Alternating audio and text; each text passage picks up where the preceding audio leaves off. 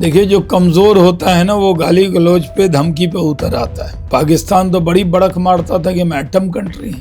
अरे कहाँ राजा भोज, कहाँ गंगू तेली।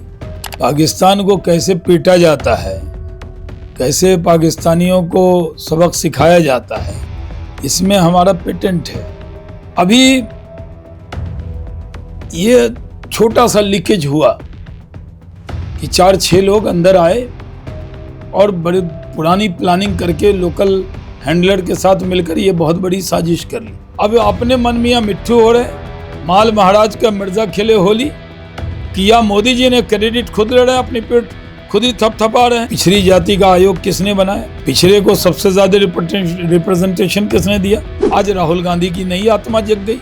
आज वो पिछड़ी जाति के अपने आप को नेता बनाने की कोशिश कर रहे हैं। जनता के बीच में यह राय तो जरूर गई होगी कि विपक्ष का जो दबाव था जातिगत जनगणना को लेकर के, और बिहार के चुनाव में जात जो है वो अपना बड़ा रोल खेलेगी, खेलती रही बिहार में।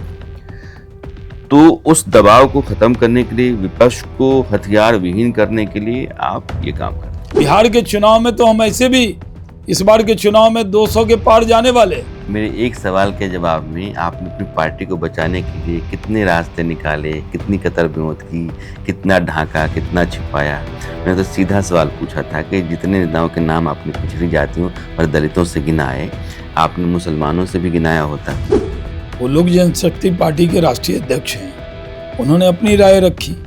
जीतन राम मांझी जी हम पार्टी के अध्यक्ष हैं, वो अपनी राय रखेंगे। उपेंद्र कुशवाहा जी अपनी राय रखेंगे, नीतीश कुमार जी अपनी राय रखेंगे, और सबकी राय मिला के प्रधानमंत्री जी रखेंगे। तो वैसे ने कर दिया कि साहब लाइट बंद करेंगे। कितनी जगह लाइट बंद हुई? ओवैसी साहब की खुद ही लाइट बंद हो गई, अपनी लाइट बुझा के खड़े थे।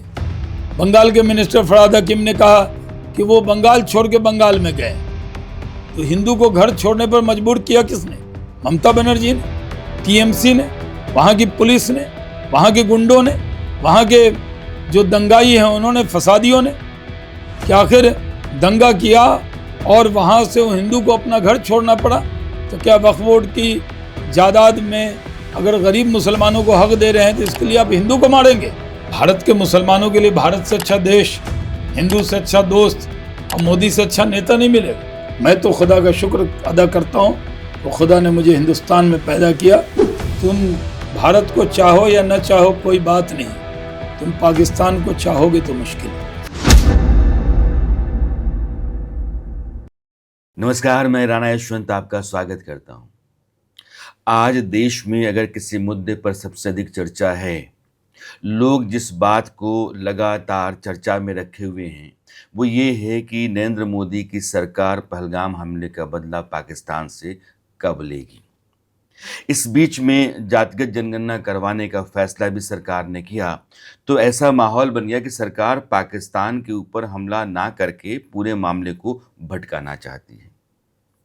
सामने बिहार के चुनाव भी हैं, इसलिए माहौल देश में समाज का हो, धर्म का हो, राजनीति का हो, सब गरमाया हुआ है। लेकिन सबसे ऊपर अगर कोई मसला है तो वो पहलगाम हमला है। और इन तमाम मुद्दों पर बात करने के लिए मेरे साथ पूर्व केंद्रीय मंत्री, बीजेपी के दिग्गज नेता और बिहार सरकार के मंत्री रहे शहनवाज हुसैन साहब हैं। सर का बहुत बहुत स्वागत। लोग कह रहे हैं कि धप्पा, आपकी सरकार जो है वो धप्पा बोल करके चली आती है। पहलगाम का हमला हो गया, पाकिस्तान को सबक सिखाना है। प्रधानमंत्री ने ऐलान कर दिया कि बदला लिया जाएगा, ज़रूर लिया जाएगा, और आपका विपक्ष कहता है कि हो गया। देखिए, 22 तारीख की जो घटना पहलगाम में हुई वो बहुत दुखद थी। ये आतंक की घटना नहीं थी, ये बहुत बड़ी साजिश थी। आईएसआई की, पाकिस्तान आर्मी की, आतंकियों की।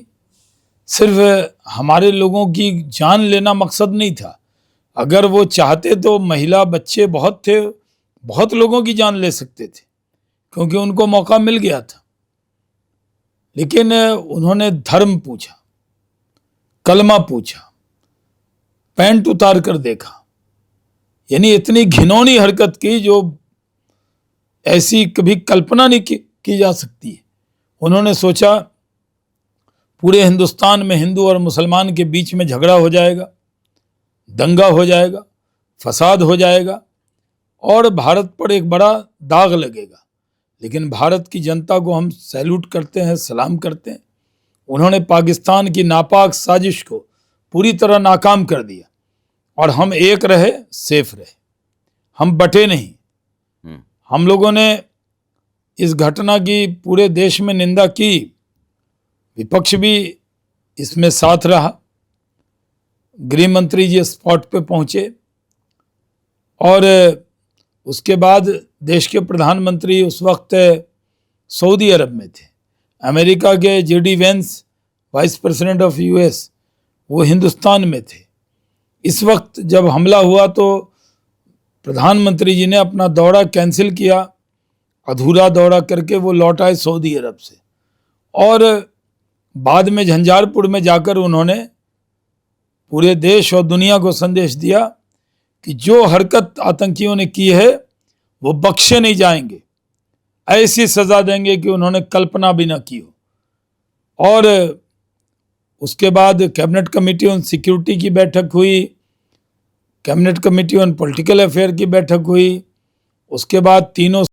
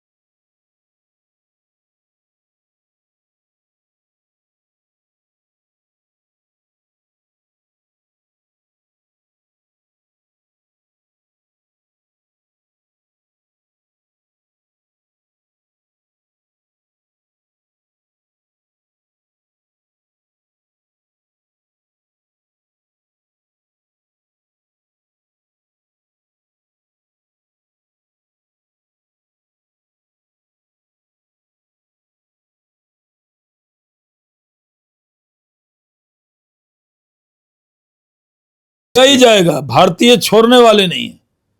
हम भारतीय लोग, जो हमें छेड़ता है हम उससे छोड़ते नहीं। और पाकिस्तान तो खून के बुनियाद पर बना है, नफरत की बुनियाद पर जो मुल्क बना है उसमें नफरत ख़त्म नहीं हुई है। और तब से, जब से ये मुल्क बना है तब से ये कत्ल गारत में लगा है। पूरे दुनिया के अंदर अगर कहीं भी आतंकवाद होगा उसकी जड़ पाकिस्तान होती है। और पाकिस्तान की आर्मी और वहाँ के आईएसआई ये बूचर्ड हैं।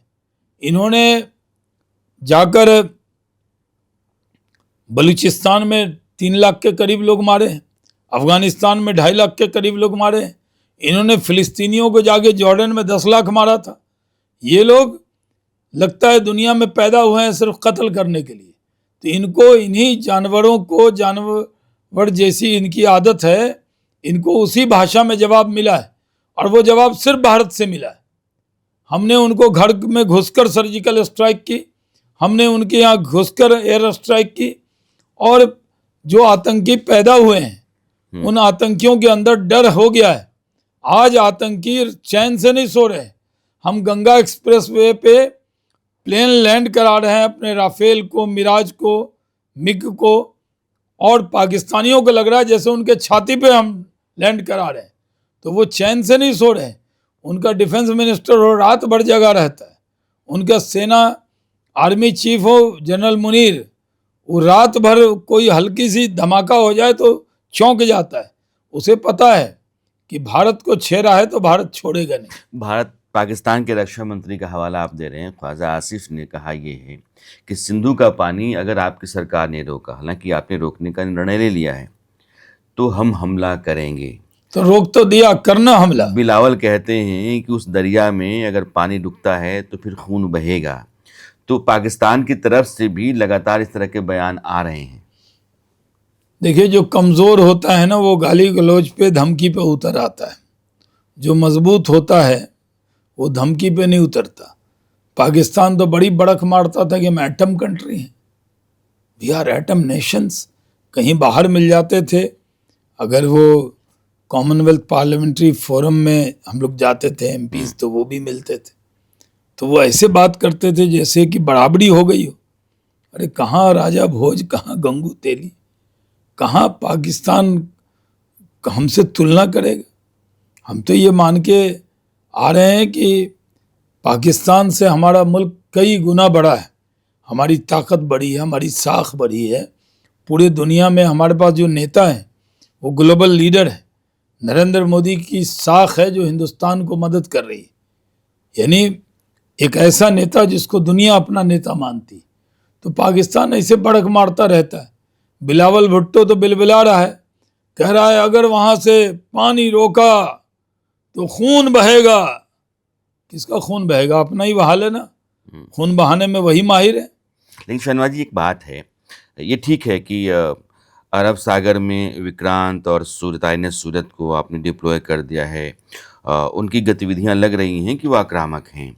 आपके जितने फाइटर जेट्स हैं वो लगातार अभ्यास कर रहे हैं। आर्मी का मूवमेंट है, ये दिख रहा है। जितनी ऑर्डिनेंस फैक्ट्रीज हैं सब लोगों की छुट्टियां रद्द कर दी गई हैं। कहीं ना कहीं एक बड़ी तैयारी भारत की तरफ से दिख रही है, इसमें कोई दो राय नहीं है। लेकिन एक राय ये भी है लोगों की कि एक इजराइल गाज़ा पर कब्जा नहीं कर सका, रूस यूक्रेन को सबक नहीं सिखा सका, हिंदुस्तान पाकिस्तान के बीच में जंग होती है तो फिर कहाँ जाएगी? नहीं, हमने पाकिस्तान को सबक सिखाया है ना। अब हम ना इजराइल है ना हम रशिया है। पाकिस्तान को कैसे पीटा जाता है, कैसे पाकिस्तानियों को सबक सिखाया जाता है, इसमें हमारा पेटेंट है। और हमने दिखाया है 1971 में वो जब लड़े थे तो 2 टुकड़े उनके कर दिए थे। करगिल में आए थे तो मार मार के भूत उतार दिया था उनका। हमारे लोगों की शहादत हुई, लेकिन करगिल में उनकी जो शरारत थी उसको नाकाम किया हमने। और हमने उड़ी के बाद सर्जिकल स्ट्राइक की, हमारे पुलवामा के बाद एयर स्ट्राइक किया। तो हमने तो उनकी जो हेकड़ी थी कि हम एटम कंट्री हैं वो तो हमने निकाल दी है।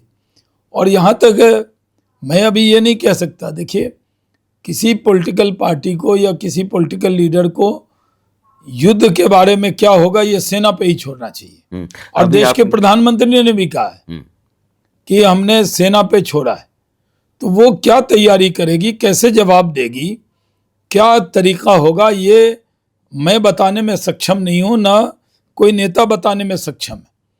लेकिन बयानबाजी हो रही है। कल चरणजीत सिंह चन्नी ने बयान दिया। मैं वहीं आ रहा हूं। अभी आपने कहा कि उरी हुई हमला हुआ तो हमने सर्जिकल स्ट्राइक किया, पुलवामा हुआ तो हमने बालाकोट किया। चरणजीत सिंह चन्नी पंजाब के पूर्व मुख्यमंत्री हैं, वो बालाकोट पर अभी भी आपसे सबूत मांग रहे हैं कि कौन सा स्ट्राइक आपने किया, कहाँ सबूत है उसका? देखिए, कांग्रेस पार्टी ने एक दिन पहले राहुल गांधी की ऑफिशियल प्रेस कॉन्फ्रेंस हुई, फिर CWC की मीटिंग हुई। कांग्रेस पार्टी ने एक प्रवक्ता नहीं बैठाया, 3 लोग बैठाए। सचिन पायलट भी बैठा है, चन्नी को भी बैठा है। जानबूझकर एक एड्रेस कर रहा है देश के लिए, एक कर रहे पाकिस्तान की को खुश करने के लिए। क्या बात है भाई? जो बात पाकिस्तान कहता है वो बात कांग्रेस क्यों बोलना चाहती? एयर स्ट्राइक और सर्जिकल स्ट्राइक का सबूत अभी भी मांग रहे हैं। ये चरणजीत सिंह चन्नी का बयान नहीं है, ये कांग्रेस वर्किंग कमेटी का बयान है, ये कांग्रेस का बयान है। देश के लोग क्षमा नहीं करेंगे। जिस तरह सेना के पराक्रम पर सवाल उठाया है कांग्रेस ने, सेना के मनोबल को अभी बढ़ाने की जरूरत है और सेना के मनोबल को गिराने के लिए जानबूझकर दिया हुआ ये बयान है। देश के लोग इससे बहुत नाराज हैं कांग्रेस से। कांग्रेस पार्टी कभी मौका नहीं छोड़ती। आपको याद है संदीप दीक्षित ने क्या कहा था सेना के बारे में? गली का गुंडा कह दिया था। लेकिन तो सेना का अपमान करने में तो ये लोग माहिर रहे, अभी भी सेना का अपमान किया। अगर आप सेना ने डायरेक्टर जनरल मिलिट्री ऑपरेशन ने प्रेस कॉन्फ्रेंस करके कहा कि हमने स्ट्राइक किया, हमने सर्जिकल स्ट्राइक किया। ये कोई बीजेपी के प्रवक्ता का बयान नहीं, ये सेना का बयान है। और अगर आप सवाल उठाते हैं तो अपनी देश की सेना पर सवाल उठाते हैं। नहीं, कांग्रेस के नेता यह भी कहते हैं कि सेना पर हमें सवाल उठाना होता, संदेह होता, सेना पर हम गर्व नहीं करते बाकी भारतीयों की तरह। तो 65 की लड़ाई तो कांग्रेस के नेतृत्व में लड़ी गई, 71 की लड़ाई तो कांग्रेस के नेतृत्व में लड़ी गई। तो उन लड़ाइयों में पाकिस्तान को हमने धूल चटाई, तो आखिर हमारे नाते भी तो कोई फर्ज बनता है। यही तो हमें ताज्जुब है कि इंदिरा गांधी ने जहां पराक्रम दिखाया 71 में, सेना को छूट दी और पाकिस्तान के 2 टुकड़े हुए, और ये कांग्रेस टुकड़े टुकड़े गैंग वाली होगी। कितनी गिर गई है कांग्रेस। मतलब आप कह रहे हैं कांग्रेस बदल गई है एकदम। अब तो सेना पर कभी भी कांग्रेस के लोग सवाल नहीं उठाते थे, लेकिन अब कांग्रेस के लोग सेना पे सवाल उठाते हैं, सेना के एक्शन पे सवाल उठाते हैं। और कांग्रेस पार्टी कहती है भाई 65 की लड़ाई में, 71 की लड़ाई में, तो वो सब तो याद दिलाते हो। तो चाइना वॉर में भी वही थे, चाइना वॉर भी हमें याद है, 65 भी याद है, 71 भी याद है। हम अपने सेना, किसी की सरकार हो, सेना ने जो पराक्रम किया उस पर हम गर्व करते हैं। शर्मा जी, एक सवाल और उठ रहा है। पहलगाम में जो हमला हुआ तो वहाँ के जो लोकल खच्चर वाले, घोड़े वाले थे, एक महिला कह रही हैं कि जो उनके साथ खच्चर व घोड़े वाला था वो बार बार उनसे पूछ रहा था कि आप क्या हिंदू हैं, मुसलमान हैं, कितने हिंदू आए हैं, कितने मुसलमान आए हैं। उनको संदेह हुआ, उन्होंने उनकी फ़ोटो ली। एक अभी महाराष्ट्र के पाटिल साहब हैं, घर पहुँचे अपने, तो उन्होंने कहा कि मेरी जान तो उसी खच्चर घोड़े वाले ने बचाई। अब ये 2 नैरेटिव हैं। कुछ लोकल्स ऐसे हैं जिनके बारे में ये सबूत मिल रहा है कि वो आतंकवादियों से मिले हुए थे। कुछ लोकल्स ऐसे हैं जिनके बारे में वही लोग जो हमले में घायल हुए कह रहे हैं कि नहीं, उन लोगों ने हमारी जान बचाई। कश्मीर में पहलगाम हमले को लेकर के आपकी ज़ाती राय क्या है? क्या लोकल्स का सपोर्ट आतंकवादियों को वहाँ है? देखिए, मैं बहुत दिन कश्मीर में रहा हूँ। जो डिस्ट्रिक्ट डेवलपमेंट काउंसिल का चुनाव हुआ था तो मैं पार्टी की तरफ से वहाँ इंचार्ज था, और करीब 45-50 दिन मैं वहाँ रहा था। एक एक जगह, एक एक चप्पे में जानता हूँ। मैं बहुत दिन से कश्मीर जाता हूँ।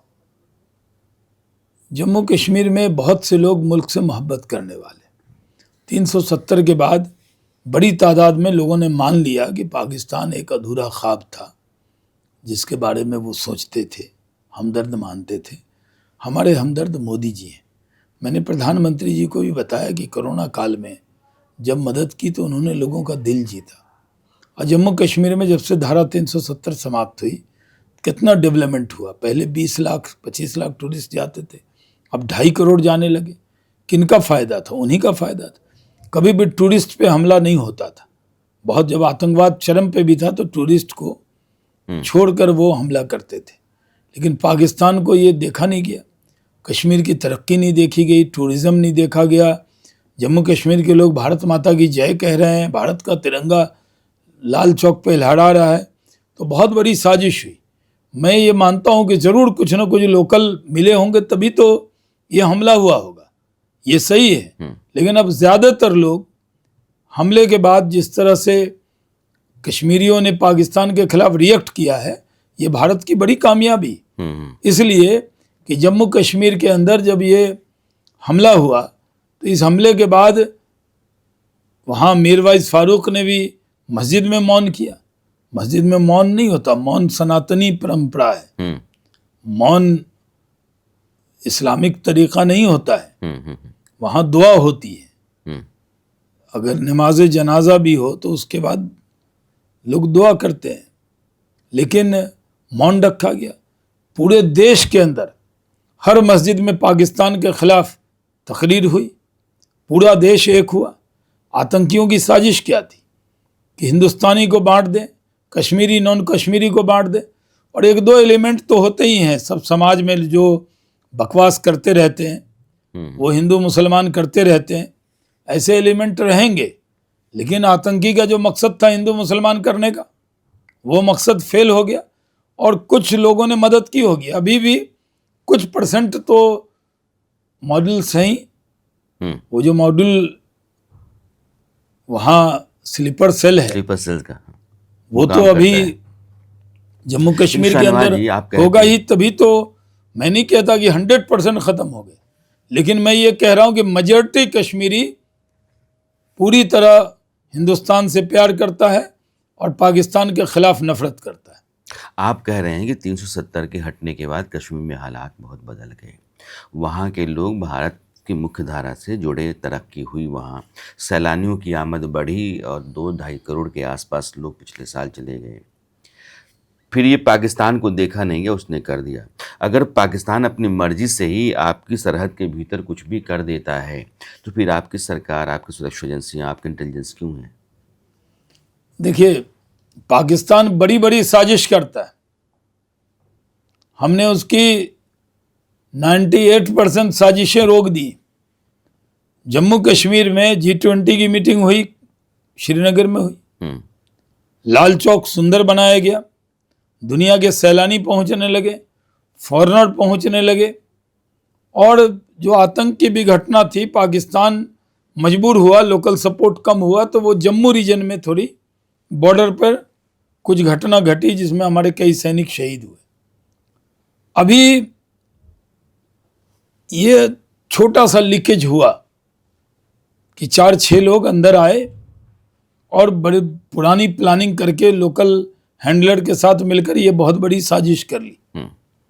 इसका ये कहना कि पूरा फेलियर हो गया, ये सही नहीं, लेकिन लीक थोड़ा हुआ है और उस लीकेज का फायदा उन्होंने उठाया है, उसका खमियाजा उनको भुगतना पड़ेगा। अभी आपकी सरकार ने जातिगत जनगणना करवाने का फैसला किया और कहा यह गया कि दरअसल वो हिंदुस्तान पाकिस्तान का तनाव इतना ज़्यादा हो गया है, सरकार के ऊपर लोगों का दबाव ऐसा हो गया है कि उससे बाहर निकलने के लिए सरकार ने जातिगत जनगणना करवाने का फैसला कर लिया। ये फैसला दबाव से मुक्त होने के कारण हुआ है या फिर आपकी सरकार चाहती है कि हो ही जाए? अगर चाहती है तो फिर 10 साल में क्यों नहीं किया? जो लोग ये कह रहे हैं कि जातिगत जनगणना में उनके वजह से हो गया, वो ये बताएं कि 60 साल में क्यों नहीं किया? 10 साल यूपीए थी तो क्यों नहीं किया? राहुल गांधी तो सांसद थे। अब राहुल गांधी पोस्टर लगा रहे हैं, झुकती है दुनिया, झुकाने वाला चाहिए। बड़े पराक्रमी हो गए, आपसे झुक रहे हैं। ये मोदी को झुका देंगे आप? ये मोदी है, झुकता नहीं, ये सिर्फ देश के सामने झुकता है। और आप ये देखिए कि जातिगत जनगणना के बारे में तो हम लोगों ने पहले कहा कि जब सेंसस होगा तब विचार करेंगे। अब सेंसस होने वाला था, हमने इसमें जातिगत जनगणना का कॉलम जोड़ दिया और ये मास्टर स्ट्रोक चला मोदी जी ने, क्योंकि ये लोग तो उसके नाम पर राजनीति की दुकान चला रहे थे। तेजस्वी यादव कह रहे हैं कि हमारे पुरखों ने सोचा था, तो आपके पुरखे तो रेल मंत्री थे, 10 साल हुकूमत थी, लैंड फॉर जॉब कर रहे थे, तब उस वक्त जनगणना क्यों नहीं करा ली जातिगत? तब तो नहीं कराया। और पार्लियामेंट में मैं भी था, जब ये मुद्दा उठा तो गोपीनाथ मुंडे ने पहले उठाया, उन्होंने कहा जातिगत जनगणना होनी चाहिए, उपनेता थे भारतीय जनता पार्टी के। उसके अलावा एनडीए सरकार ने ये निर्णय किया। एनडीए सरकार में 1994 में नीतीश कुमार जी ने, जो एनडीए के बड़े नेता हैं, उन्होंने पार्लियामेंट के फ्लोर पर आवाज बुलंद की थी कि जातिगत जनगणना होना चाहिए। वो तो एनडीए में है। जितने नेता हैं वो जो पिछड़े और अति पिछड़े की राजनीति करते हैं उसके चैंपियंस हैं, वो तो हमारे साथ एनडीए में। तो हम लोगों ने ये अपना निर्णय किया। अब अपने मन मियाँ मिट्ठू हो रहे, माल महाराज का मिर्जा खेले होली किया। मोदी जी ने क्रेडिट खुद ले रहे हैं, अपनी पेट खुद ही थपथपा रहे हैं। लेकिन शहनवाज जी, प्रधानमंत्री दूध पे से नहलवा रहे हैं अपने आप को राहुल गांधी। कह रहे हैं मोदी जी ने फैसला किया, तो मोदी जी को लोग दूध से नहलाने की बात करेंगे कि राहुल गांधी अपने कांग्रेसी से कह रहे हैं 5 लीटर दूध डाल दो। राहुल गांधी लगातार उस संविधान और जातिगत जनगणना, इन दोनों को लेकर के पिछले 2 साल से सक्रिय हैं। अपनी सभी रैलियों में, सभी मंचों से यही बात कहते रहे हैं। प्रधानमंत्री जाति के खिलाफ लगातार रहे हैं। उन्होंने कहा कि सनातन को बांटने की बड़ी साजिश है। उन्होंने कहा कि जातियाँ 4 ही होती हैं, गरीब है, महिला है, किसान है और नौजवान है। इन 4 जातियों के भीतर ही यह देश चलता है और या तो अमीर और गरीब है। अचानक जातिगत जनगणना करवाने का फैसला जो है वो कहीं नहीं कहीं विपक्ष के दबाव में लिया गया निर्णय माना जा रहा है। देखिए, प्रधानमंत्री ने जो कहा वो सही है, लेकिन जाति तो है। अब पिछड़ी जाति का आयोग किसने बनाया? प्रधानमंत्री नरेंद्र मोदी जी ने बनाया। पिछड़े को सबसे ज्यादा रिप्रेजेंटेशन किसने दिया? मोदी जी ने दिया। खुद एक अति पिछड़ा का बेटा देश का प्रधानमंत्री है। आज हमारे कई मुख्यमंत्री पिछड़े हैं। हमारे यहाँ सबसे ज्यादा पिछड़ी जाति के सांसद भारतीय जनता पार्टी में, सबसे ज्यादा अनुसूचित जाति जनजाति के सांसद भारतीय जनता पार्टी में। हम तो पिछड़ी जाति जो है उसको जाति के नाम पर हम बांटना नहीं चाहते। हम जाति के साथ देश को एक करना चाहते। और लोगों का मकसद है जो अर्बन नक्सल है, जिनसे कांग्रेस पार्टी प्रभावित है, वो चाहती है कि जात के नाम पर बढ़ जाए देश। हम देश को बंटने नहीं देंगे, इसलिए हमने जातीय जनगणना करा है। हम जातीय जनगणना करेंगे, उसके रिजल्ट आएंगे, उसके आधार पर बहुत सारे निर्णय होंगे। आज भी मंडल कमीशन जो लागू हुआ, तो मंडल कमीशन जब लागू हुआ तो उस वक्त पार्लियामेंट के फ्लोर पर तो राजीव गांधी जी ने उसका विरोध किया था। जब मंडल कमीशन की रिपोर्ट को बहुत दिन तक कांग्रेस ने रोका था। आज राहुल गांधी की नई आत्मा जग गई। आज वो पिछड़ी जाति के अपने आप को नेता बनाने की कोशिश कर रहे हैं। लेकिन एक बात उनको याद रखना चाहिए कि पिछड़ी जाति की कोई चिंता करता, उसमें कोई मकबूलियत है, लोकप्रियता है, तो हमारे नेता नरेंद्र मोदी जी की है। और पिछड़ी जाति के अंदर भी विश्वास रहे, ये निर्णय किया। जब सेंसस का निर्णय होना था उसमें जाति का कॉलम जोड़ दिया। अब इनको, ये लोग अपने आप को सोच रहे हैं कि अरे ये क्या किया मोदी ने। हम तो इस पर आंदोलन चलाने वाले थे, हम तो राजनीति करने वाले थे, हम तो मोदी को बदनाम करने वाले थे। उनकी उम्मीदों पर पानी फेर दिया मोदी जी ने। इसलिए अब तेजस्वी यादव प्रधानमंत्री को खत लिख रहे हैं। उनको लग रहा है कैसे इसका क्रेडिट लिया जाए। अखिलेश यादव इस पे बयानबाजी कर रहे हैं। जनता के बीच में यह राय तो जरूर गई होगी कि विपक्ष का जो दबाव था जातिगत जनगणना को लेकर के, और बिहार के चुनाव में जात जो है वो अपना बड़ा रोल खेलेगी, खेलती रही बिहार में। तो उस दबाव को खत्म करने के लिए, विपक्ष को हथियार विहीन करने के लिए आप ये काम करते हैं? नहीं, हमने विपक्ष के दबाव में नहीं किया, हमने पिछड़ी जाति के प्रेम में ये किया है। अच्छा। हाँ, उनके दबाव में वो गलतफहमी में रहे। कालेलकर कमीशन हो, बीपी मंडल कमीशन हो, या फिर 2011 में कास्ट सेंसस करवाना हो, ये सारे इनिशिएटिव्स जो हैं वो कांग्रेस ने लिए हैं। और पिछड़ों की कहाँ कांग्रेस ने लिया?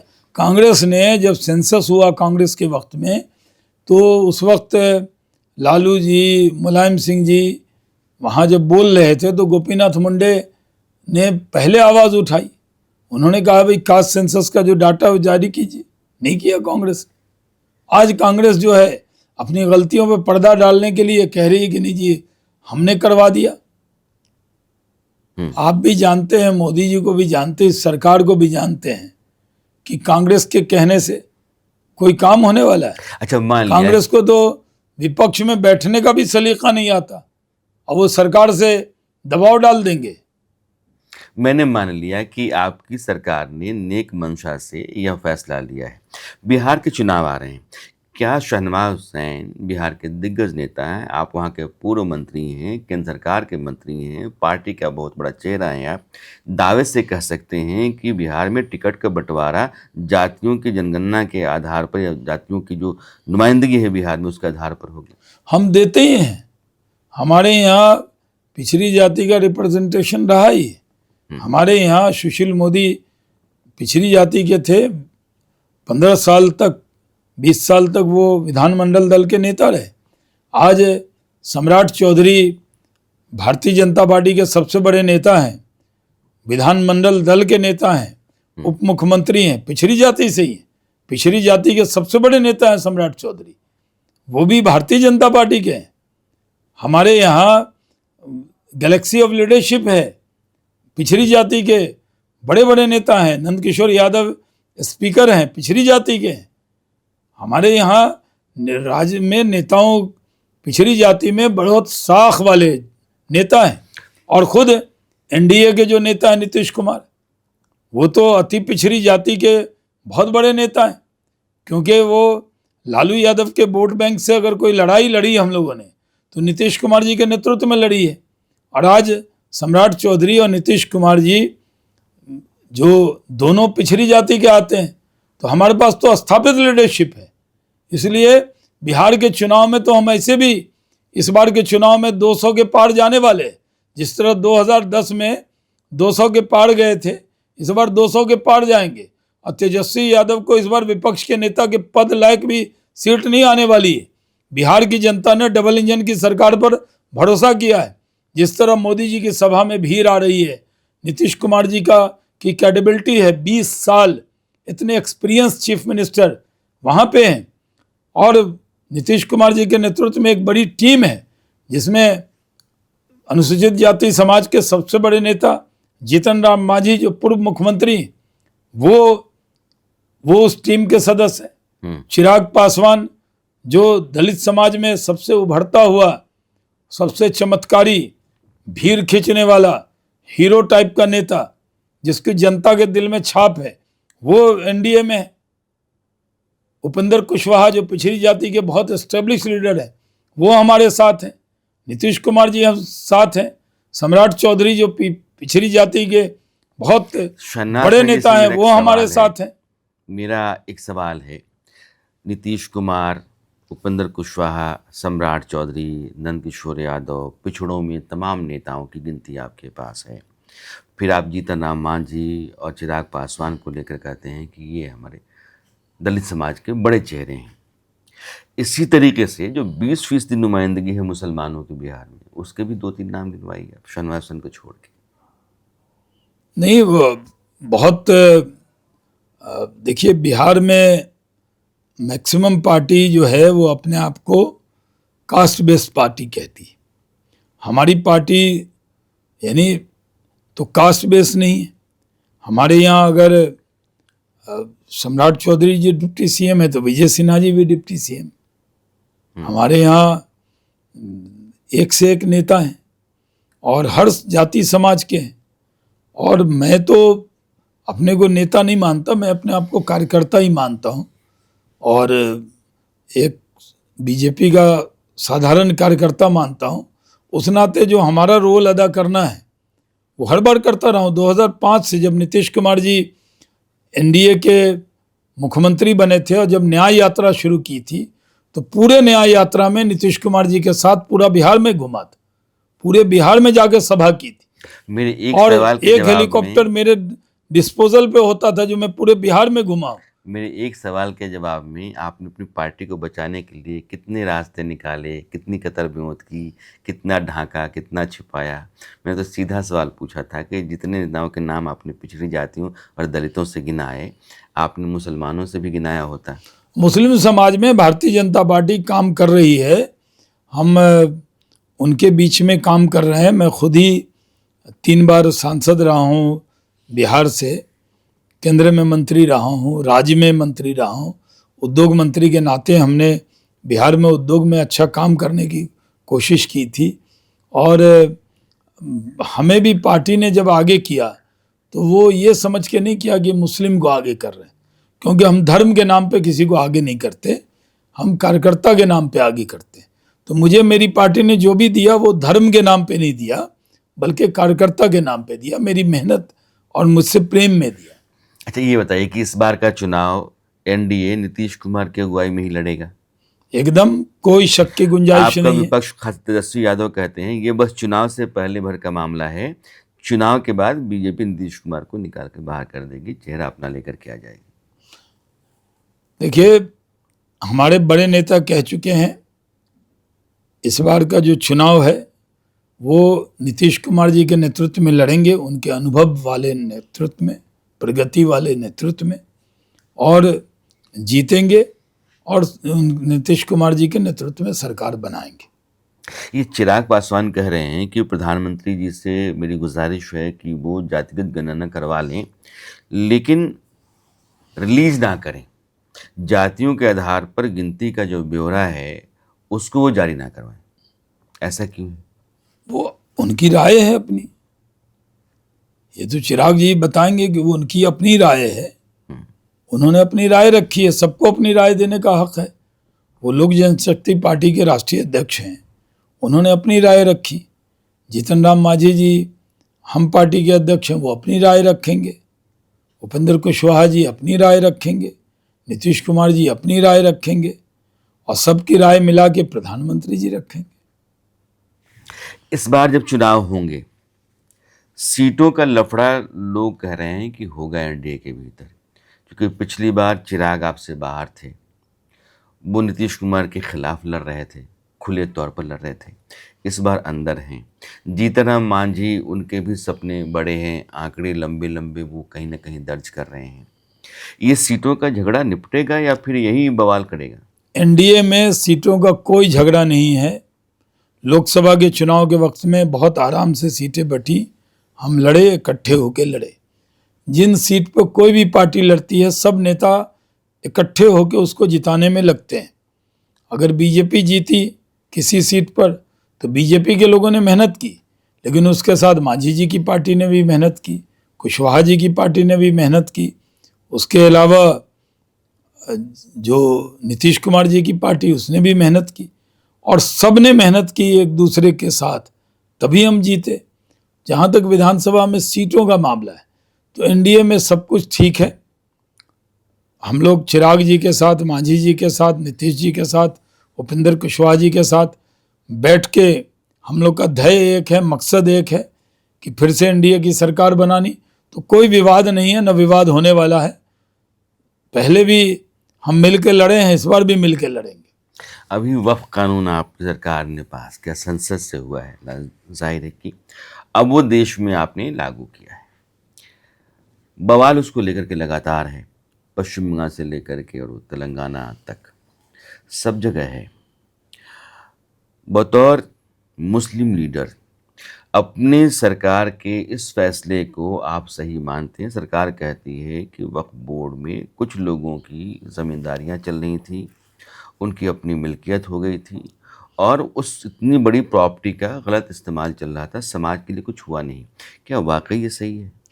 देखिए, जो वक्फ अमेंडमेंट एक्ट है वो नरेंद्र मोदी जी की सरकार अच्छी नीयत से लाई है। जो वाकिफ था, जो दान करता था, जो वाकिफ कहते हैं उर्दू में, जिसने वक्फ किया, उसका मकसद ये था कि वो अपनी जायदाद दे रहा है गरीबों के लिए, यतीमों के लिए, विधवाओं के लिए, गरीब मुसलमानों के लिए, पसमानदा मुसलमानों के लिए, जो कमज़ोर लोग हैं उनके लिए वक्फ कर रहा है। लेकिन हुआ क्या? रेलवे और डिफेंस के बाद सबसे ज़्यादा ज़मीन वक्फ के पास, लेकिन सबसे ज़्यादा लूट यहीं, लूट की छूट थी। वक्फ बोर्ड के अंदर जो मुतवल्ली थे या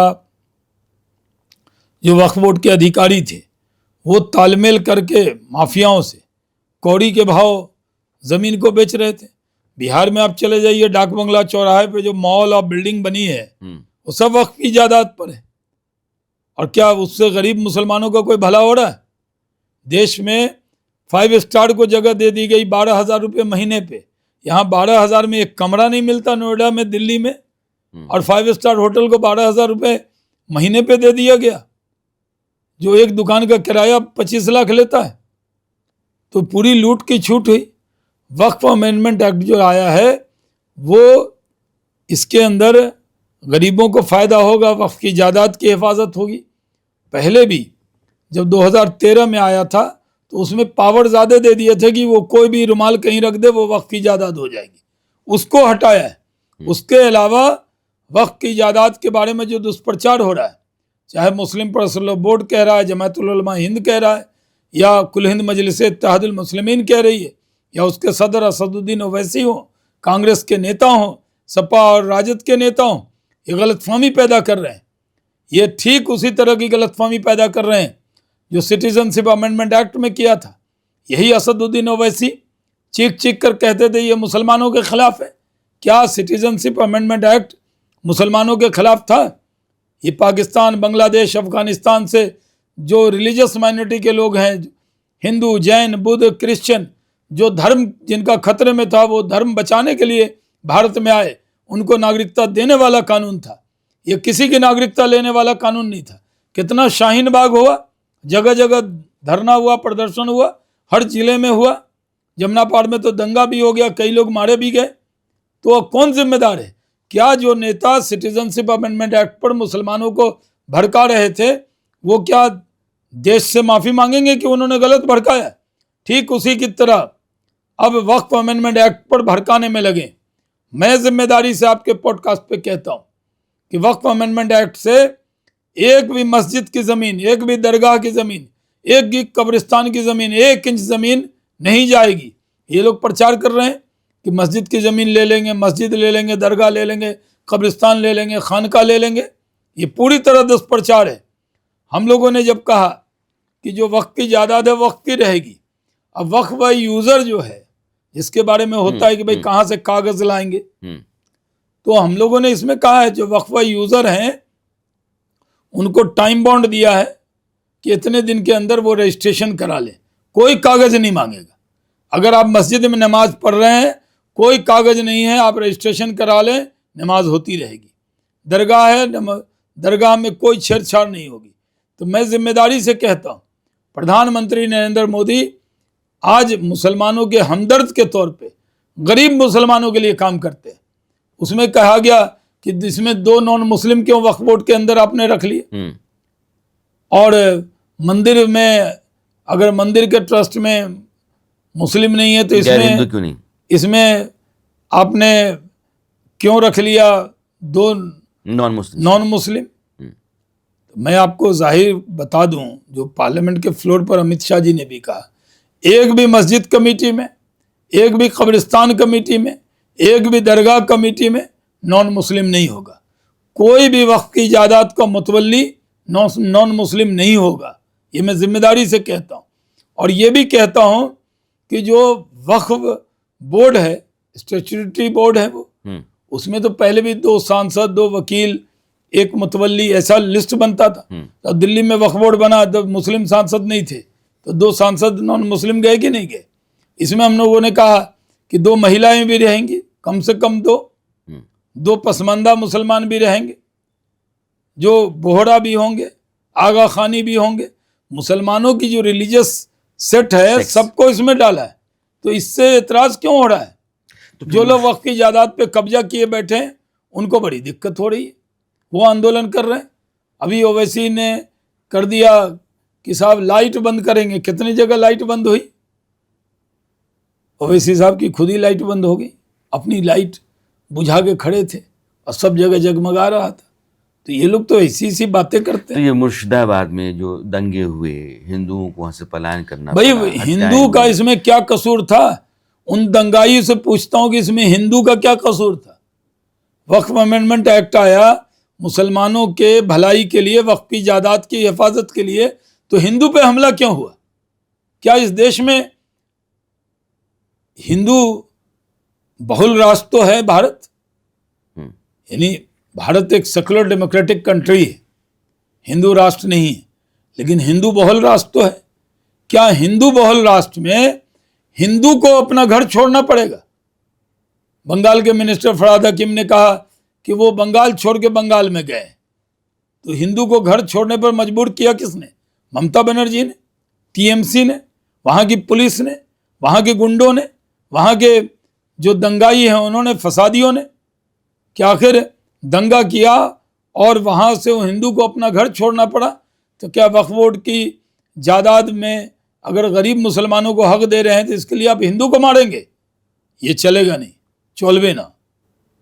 लेकिन ममता बनर्जी ये कहती हैं कि वक्फ का कानून जो केंद्र की सरकार ने बनाया, लागू किया, वो पश्चिम बंगाल में नहीं चलने देंगी, पश्चिम बंगाल में मान्य नहीं होगा। वो तो कहेंगे कि पश्चिम बंगाल में कोई कानून नहीं लागू होगा।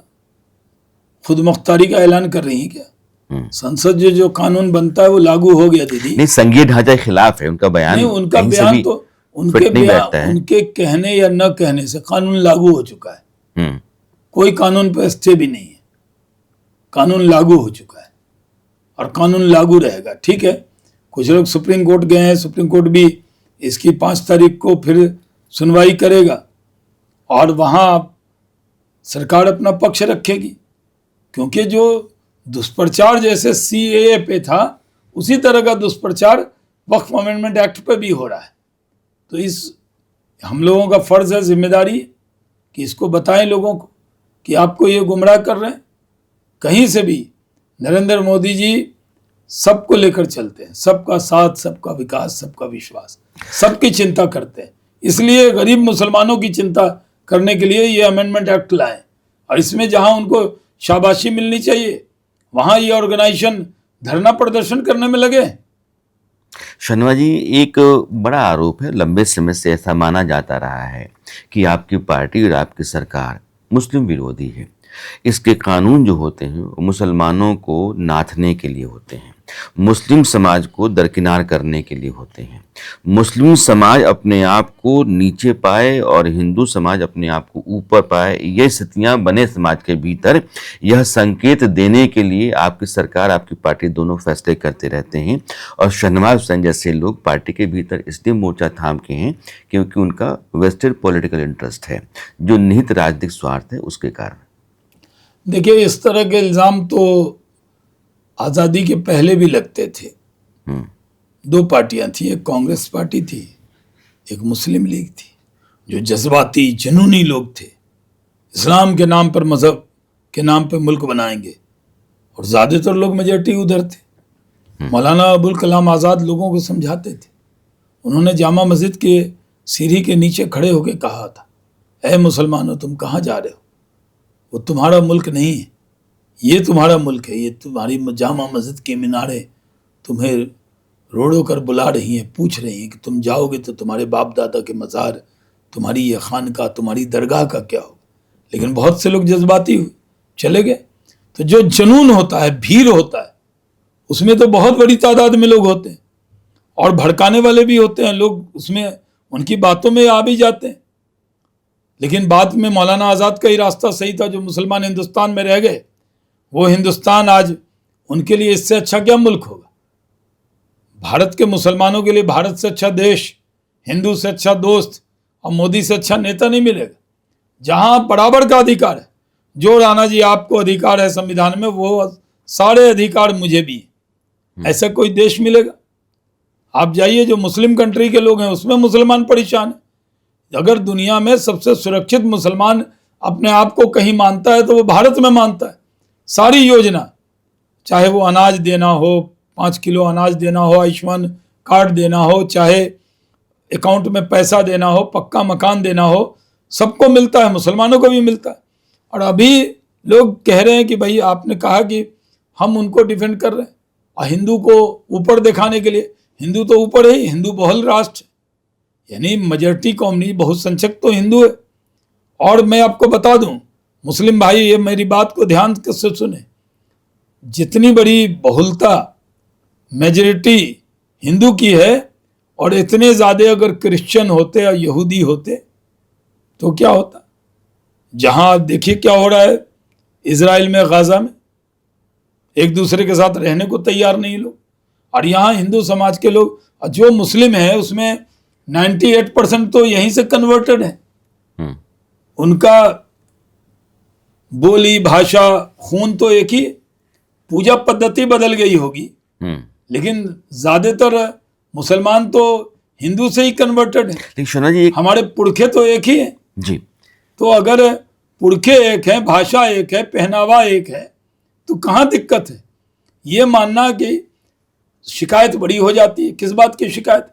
कहाँ कोई दंगा है, फसाद है, कर्फ्यू है? इस मुल्क में जितनी शांति, अमन है, कोई कहीं दुनिया में है? भारत के मुसलमानों को खुदा का शुक्र अदा करना चाहिए। मैं तो खुदा का शुक्र अदा करता हूँ कि खुदा ने मुझे हिंदुस्तान में पैदा किया। वो कहते हैं ना, अल्लामा इकबाल ने कहा, सारे जहाँ से अच्छा हिंदुस्तान हमारा। ये अल्लामा इकबाल जो कह रहे थे कि सारे जहां से अच्छा हिंदुस्तान हमारा, मुस्लिम लीग की बुनियाद रखने वालों में से एक वो भी थे। तो कैसे इंसान बदलता है और फिर उसकी वो बदल गया जाती है। वो लेकिन बदल एक गया, सवाल मेरा, हाँ, मैं आज कहता हूँ कि सारे जहां से अच्छा हिंदुस्तान हमारा। बिल्कुल आप सही हैं, लेकिन आप जैसे मुसलमानों से देश का मुसलमान ही सवाल करता है कि नरेंद्र मोदी की सरकार मुसलमानों के हक में फैसले करती है, बाकी नागरिकों के बराबर ही उनको हक देती है, उनकी बेहतरी के लिए बाकी वर्गों की तरह ही काम करती रहती है, तो मुसलमानों को चुनाव में टिकट क्यों नहीं, और मुसलमानों का वोट बीजेपी को क्यों नहीं? देखिए, हम नरेंद्र मोदी जो चश्मा पहनते हैं, जैसे आपने पहन रखा है, उससे मुझे 2 उंगली 2 ही दिख रही ना आपको। उनको 140 करोड़ हिंदुस्तानी नरेंद्र मोदी को एक जैसे दिखते हैं। वो 140 करोड़ हिंदुस्तानी की फिक्र करते हैं। संविधान में ये व्यवस्था नहीं है। अनुसूचित जाति के लिए तो सीट रिजर्व हुई। ये व्यवस्था नहीं है कि धर्म के नाम पर आरक्षण हो कहीं भी। धर्म के नाम पर आरक्षण न सरकारी नौकरी में है, न धर्म के नाम पर हम टिकट देते हैं। जो मुसलमान हमें लगेगा कि वो चुनाव लड़ने लायक है, उसका धर्म आड़े नहीं आएगा। राष्ट्रीय स्वयंसेवक संघ या भारतीय जनता पार्टी के लोग कभी भी मुसलमान को हिंदू मुसलमान के चश्मे से नहीं देखते। वो भारतीय चश्मे से देखते हैं। जो भारत माता की जय करेगा, जो इसको जननी मातृभूमि मानेगा, जो अपनी संस्कृति पे गर्व करेगा, जो भारत को अपनी जन्मभूमि मानेगा, उसको हम पलकों पर बैठाते हैं। देखिए, डॉक्टर एपीजे अब्दुल कलाम को भारत का राष्ट्रपति बना। मैं ही 32 साल की उम्र में भारत सरकार का सबसे कम उम्र का कैबिनेट मिनिस्टर बना। और मैं मानता हूं कि जब हम सही बात कहते हैं तो हम तो धारा एक बहा दी है कि बीजेपी कांग्रेस की आदत थी, जब भी मुसलमानों को कोई दिक्कत हुई तो बीजेपी आरएसएस के वजह से ये दिमाग में बैठा दिया गया।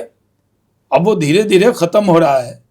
और हम जैसे लोग, ठीक है, जो कम दिखते होंगे, लेकिन एटम बहुत छोटा होता है, लेकिन बहुत ताकतवर अधिक होती है उसमें। तो अगर हम कम हैं, लेकिन जहां कुछ कम है वहां हम हैं। जहां लगता है कि कोई कमी दिख रही है तो हम सच्ची बात बताएंगे। आज लोग हैं, कुल हिंद मजलिस इत्तेहादुल मुस्लिमीन के नाम में इत्तेहाद है, लेकिन इत्तेहाद की तो कोई बात नहीं करते। वो भड़काऊ भाईजान है। 15 मिनट बाकी है, ऐसी तकरीर अभी भी वो भी करने लगे। लेकिन एक बात तो ये जो 15 मिनट वाले हैं, वो हरदम 15 मिनट दूर ही रहेंगे भड़काने से। अभी आपने वो भड़काएंगे, हम जोड़ेंगे। 15 वो तोड़ेंगे, हम जोड़ेंगे।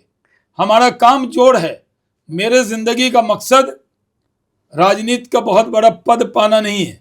मैं तो बहुत कम उम्र में 32 में कैबिनेट मिनिस्टर बन गया, और क्या बनूंगा।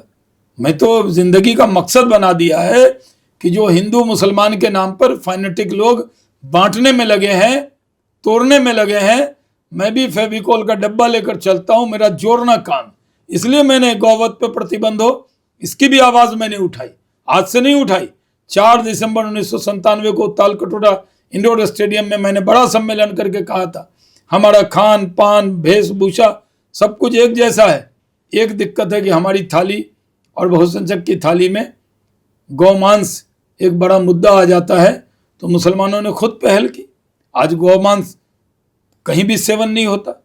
पूरी तरह सख्ती से, भले कानून नहीं बना हो, लेकिन मुस्लिम्स ने भी तय किया कि हमारी थाली एक जैसी हो।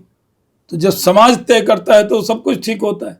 तो हमारे ज़िंदगी का तो मकसद ही कि जहाँ हिंदू मुसलमान में दरार हो उसको कम करना।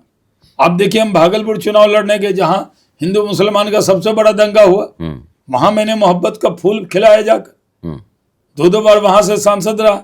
जहां दंगों की जांच चल रही थी और वहां के हिंदू ने, मुसलमानों ने मिलकर मुझे जिताने का काम किया। तो हम तो ठीक है, मुस्लिम समाज का वोट उस तादाद में जो आपने कहा कि भारतीय जनता पार्टी को नहीं मिलता होगा, लेकिन धीरे धीरे जो समझेंगे अपना पराया। तो जो डॉक्टर मोदी हैं, वो उनके बारे में जब अच्छी दवा देते हैं तो कई लोग कह देते बड़ी कड़वी है, लेकिन जो मुफीद दवा है वही दे रहे हैं। अभी आपने 15 मिनट का जिक्र किया। आपने यह भी कहा कि वक्फ कानून को लेकर के और सीए को लेकर के ओवैसी साहब जो कुछ भी कहते रहे हैं, इस देश में उन्होंने माहौल बिगाड़ा है, हालात ख़राब हुए हैं, तो उसमें उन जैसे नेताओं की बड़ी भूमिका है। लेकिन पहलगाम के मामले पर वो पाकिस्तान को जिस तरीके से आड़े हाथ ले रहे हैं और जो बयान दे रहे हैं, तो कौन एहसान कर रहे हैं? एक भारतीय के नाते लेना ही होगा। क्या वो वैसी देश पे एहसान कर रहे हैं? हर भारतीय को जो भारत की मिट्टी में पैदा हुआ, वो पाकिस्तान की इस नफरती हरकत के खिलाफ खड़ा होना पड़ेगा। जो नहीं खड़ा होगा उसको देश माफ नहीं करेगा। ये मैं अगर अपने मुल्क से मोहब्बत करता हूं या मुल्क के पक्ष में बोलता हूं या भारत माता की जय करता हूं, तो मैं भारत माता पे एहसान कर रहा हूं। ये हमारा फर्ज है, जिम्मेदारी है, दायित्व है कि पाकिस्तान जो हमारा दुश्मन मुल्क है, अगर पाकिस्तान कोई मिसाइल हैदराबाद पे दाग देगा तो क्या सिर्फ हिंदू मरेंगे, मुसलमान नहीं मरेंगे? तो हमारा दुश्मन मुल्क है, एनेमी कंट्री। एनेमी कंट्री के खिलाफ खड़ा होना पड़ेगा, और जो पाकिस्तान के खिलाफ खड़ा नहीं होगा वो राष्ट्रीय सुरक्षा कानून में अंदर भेजना चाहिए। ऐसे उन लोगों को जो पाकिस्तान का पक्ष ले, भारत के विरोध में बात करे, वो भारत का नागरिक अपने को कह नहीं सकता, और ये हमारा फर्ज है। अगर मैं कह रहा हूं तो इसकी चर्चा नहीं होगी, और अगर असदुद्दीन ओवैसी ने कहा पाकिस्तान के खिलाफ वो बोल रहे हैं तो आप चर्चा कर रहे हैं कि बड़ी बड़ा एहसान कर रहे हैं। वाह वाह वाह, वो तो फर्ज है। अगर वो भारत के नागरिक हैं, भारत का पासपोर्ट है, भारत का आधार कार्ड है, भारत की सारी फैसिलिटी लेते हैं, तो भारत के पक्ष में तुम चाहो या न चाहो, तुम भारत को चाहो या न चाहो कोई बात नहीं, तुम पाकिस्तान को चाहोगे तो मुश्किल होगी। शाहनवाज जी की खूबी ये है कि इनके तेवर में तमीज भी है और तलखी भी है, और अपनी पार्टी के तमाम मोर्चों पर बड़ी मोर्चाबंदी इनसे ज्यादा मजबूत कोई कर नहीं सकता है। आप जबरदस्त हैं, लेकिन ज़हीन भी हैं। कई लोग कहते हैं कि शाहनवाज जी ऐसे नेता हैं जिनका दायरा बहुत बड़ा है। वो पॉलिटिक्स क्या सोसाइटी, क्या बॉलीवुड, क्या म्यूजिक की दुनिया, सब जगह। तो इतना नेटवर्क कैसे संभालते हैं आप? देखिए, क्या है कि कम उम्र में अटल बिहारी वाजपेयी जी ने भरोसा कर लिया। मैं पंडित अटल बिहारी वाजपेयी। अच्छा, वाजपेयी जी कैसे पता चला आपको कि आप कैबिनेट मंत्री बनेंगे? नहीं, वो देखिए, मैं तो बहुत कम उम्र में, जब 4 दिसंबर 1997 फोन आया होगा, कोई सूचना आई? 4 दिसंबर 1997 को जब मैंने गौवध पे प्रतिबंध का सम्मेलन किया उमा भारती जी की अध्यक्षता में, तो उसके बाद लोकसभा भंग हो गई उसी दिन। वाजपेयी जी ने मेरा भाषण सुना, उमा जी को कहा कि लड़का अच्छा बोलता है, सम्मेलन अच्छा किया था। उन्होंने हमसे कहा कि तू चुनाव लड़ेगा लोकसभा में? कहा। तो उन्होंने कहा कहाँ से लड़ेगा? मैंने समझा मजाक में कह रही है। मैंने कहा जो सबसे मुश्किल सीट होगी वो लड़ेंगे। तो किशनगंज, जहाँ 70% मुस्लिम आबादी थी, हम गए, चुनाव लड़े तस्लीमुद्दीन साहब से। 98 में तो 6000 वोट से बेईमानी से हरा दिए गए। फिर 99 में जीते, बिहार से जीत कर आए। बहुत प्रेम था, स्नेह था कैलाशपति मिश्रा जी का, उमा जी का, हमारे पूरे केंद्रीय नेतृत्व का, अटल जी, अडवाणी जी का, मोदी जी का। मोदी जी युवा मोर्चा के प्रभारी थे और मैं युवा मोर्चे का राष्ट्रीय मंत्री था, तो बहुत स्नेह था। और पार्टी ने हमें मंत्री बनाया। हमें तो मालूम भी नहीं था कि हम मंत्री बनने वाले। एक बार खबर आई और मेरा फ़ोन नंबर भी नहीं था, तो हुकुमदेव बाबू ने पूछा, शाहनवाज तुझे फ़ोन आया? हमने कहा नहीं, मुझे नहीं आया। और मेरे दोस्तों ने शेरवानी सिलवा दी थी मेरी। उनको लगता था कि भाई इकलौता मुस्लिम सांसद, आपको पता है 13वीं, 14वीं, 15वीं 3 लोकसभा में लगातार 3 बार जीत कर आने वाला मुस्लिम समाज से अकेला मैं ही था भारतीय जनता पार्टी के। जनसंघ से बीजेपी तक आज तक 3 बार कोई मुस्लिम जीत के नहीं आया बीजेपी के सिंबल पे। तो फिर फ़ोन आया कि आपको मंत्री बनाया जाता है। मंत्री बने। फिर फूड प्रोसेसिंग में काम किया अटल जी के नीचे। अटल जी प्रधानमंत्री ने अपने नीचे रखा हमें, कोई कैबिनेट मिनिस्टर मेरे ऊपर नहीं रखा। सीधे मेरा मंत्रालय अटल पीएमओ से जुड़ता था, यानी कैबिनेट मंत्री उसके प्रधानमंत्री अटल बिहारी वाजपेयी थे। और मैं इंडिपेंडेंट चार्ज नहीं था, एमओएस था, लेकिन कैबिनेट पीएम प्रधानमंत्री के पास अपने अंडर में रखा। फूड प्रोसेसिंग हुआ। उसके बाद मुझे खेल मंत्री बनाया, फिर मुझे एचआरडी का एमओएस बनाया, फिर कोयला का इंडिपेंडेंट चार्ज मंत्री बनाया, फिर सिविल एविएशन बनाया। तो 32 साल की उम्र में सिविल एविएशन मिनिस्टर का जिम्मा दिया।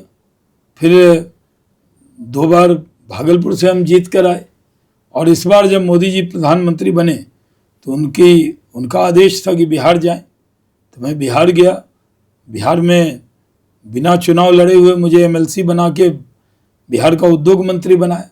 उद्योग मंत्री रहते हुए हमने इथेनॉल के 17 प्लांट लगाए, बड़ी बड़ी बॉटलिंग प्लांट लगाए, सीमेंट की फैक्ट्रियां लगाई, टेक्सटाइल पार्क लगाया, मेगा फूड पार्क लगाया। 1-1.25 साल के अंदर बिहार में जितना मैं कर सकता था पूरी ताकत से किया। इसलिए बिहार के लोग प्यार भी करते हैं। और बिहार में आप समझिए जो मक्का का दाम था वो 900, 1000, 1100 था, आज 2400 मिल रहा है। तो किसानों की आमदनी भी बढ़ी। तो बहुत पार्टी ने भरोसा किया है। पार्टी का राष्ट्रीय प्रवक्ता हूँ, 18 साल तक सेंट्रल इलेक्शन कमेटी का मेंबर रहा हूँ, जो डिसीजन मेकिंग कमेटी है। पार्टी के लोग प्यार करते हैं। तो जो पार्टी ने इतना दिया है, अभी ठीक है, अभी साधारण कार्यकर्ता बन के काम कर रहे हैं, करेंगे पार्टी का काम। आपकी पार्टी कहती है कि आपके 2 सुपरस्टार पॉलिटिशियंस, प्रधानमंत्री, पूर्व प्रधानमंत्री अटल बिहारी वाजपेयी और मौजूदा प्रधानमंत्री नरेंद्र मोदी, आपने दोनों के साथ काम किया है। दोनों में फर्क क्या है और दोनों में समानता क्या है? देखिए, अटल जी पिता तुल्य थे और नरेंद्र मोदी जी बड़े भाई की तरह है। तो पिता के सामने सारे नखरे चल जाते हैं, बड़े भाई के सामने ध्यान रखना पड़ता है कि जो काम दिया, न सोएंगे न सोने देंगे, न बैठेंगे न बैठने देंगे। तो उनकी रफ्तार से चलना पड़ता है। इनकी जो स्पीड है, स्केल है प्रधानमंत्री नरेंद्र मोदी जी का, वो बहुत बड़ा है। और एक एक चीज़ जानते हैं। हम कोरोना में बीमार हुए, एम्स में थे।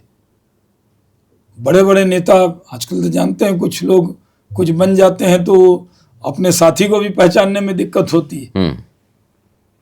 बहुत लोगों के फोन नहीं आए, लेकिन प्रधानमंत्री जी का फोन आया तो आधी बीमारी तो उसी से ठीक हो गई। मोरल बूस्ट सब हो जाता है। तो वो चिंता करते हैं अभिभावक की तरह। और यही वजह है कि प्रधानमंत्री हर कार्यकर्ता की चिंता करते हैं।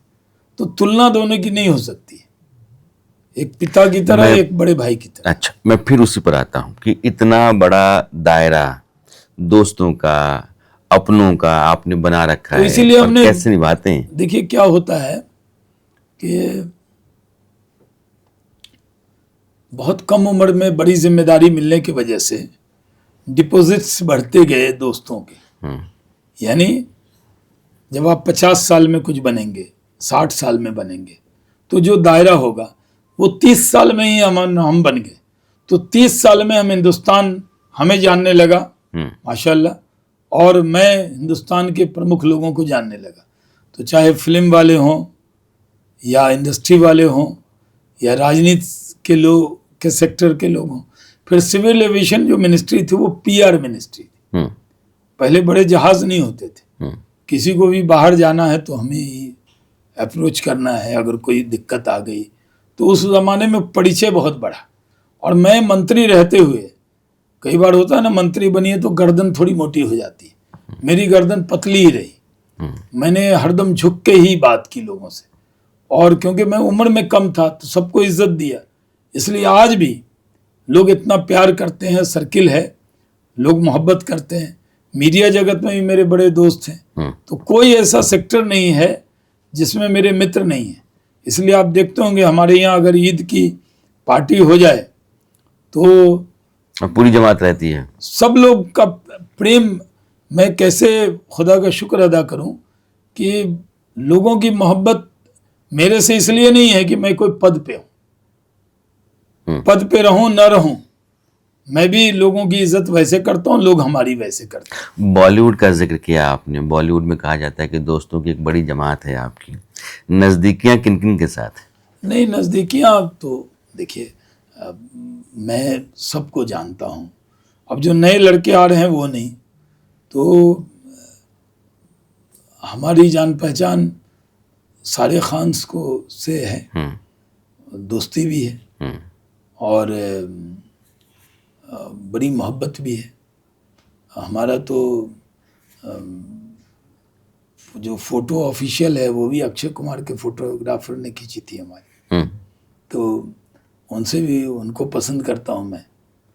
ऐसे कभी कभी मुंबई में मौका मिल गया तो शाहरुख खान के यहाँ भी, कभी सलमान खान के यहाँ भी मुलाकात हो जाती है। अक्षय से ज़्यादा होती थी इन दिनों में। अभी थोड़ा मेरा मुंबई जाना कम हुआ कम है। हुआ है। तो न वो मुझसे मिलते हैं कि मैं कोई बड़ा नेता हूँ, और न मैं उनसे मिलता हूँ कि वो एक्टर हैं। वो अच्छे इंसान हैं और अच्छे दोस्त हैं, तो सबसे मिलना होता है। अभी मैं मानता हूँ कि बॉलीवुड हो या इंडस्ट्री हो या राजनीति का सेक्टर हो, सब अच्छा काम कर रहे हैं, देश के लिए कर रहे हैं। तो आपस के रिश्ते अच्छे होने चाहिए। इसमें आप अच्छा व्यवहार करेंगे तो लोग भी आपसे अच्छा व्यवहार करते हैं। कोई स्वार्थ का रिश्ता नहीं है, कोई काम का रिश्ता नहीं है, मोहब्बत का रिश्ता सब। आपके फिटनेस, पहनावे ओढ़ावे को लेकर के भी चर्चा चलती रही। शाहनवाज जी कपड़े बड़े शानदार पहनते हैं, बहुत फिट रहते हैं, सलून जाते हैं। तो अपने आप को मेंटेन करने के लिए क्या करते हैं? अभी कपड़े उपड़े कहाँ नहीं, से मैंने सिलवाते अपने हैं? वालिद से सीखा है। मेरे वालिद टीचर थे, हम्म, लेकिन मलमल का कुर्ता वो जो गलहा करके पहनते थे और खुशबू लगाते थे, साफ सुथरे रहते थे। हम लोग के ख़ानदान में, हम एक सुन्नी सैयद घराने में पैदा हुए हैं। हमारे ख़ानदान में साफ़ सुथरा रहना, कपड़े कम हों लेकिन साफ़ हों, पाक साफ़ रहना, ये आदत में शुमार है ये। और मैं जब युवा मोर्चा में भी था तो कभी उमा भारती जी से पूछ लीजिएगा, वो कहती थी शाहनवाज ऐसे कपड़े पहन के आता है जैसे कोई राष्ट्रपति बुलाएंगे ये शपथ लेने जाएगा। वो मैं जब बस में भी चलता था तो मैं पिछली सीट पे बैठ जाता था एकदम कोने में, ताकि वहाँ कोई आके मेरे कपड़े पर बैठ उठ न जाए। तो साफ सुथरा रहना ये एक आदत में होता है।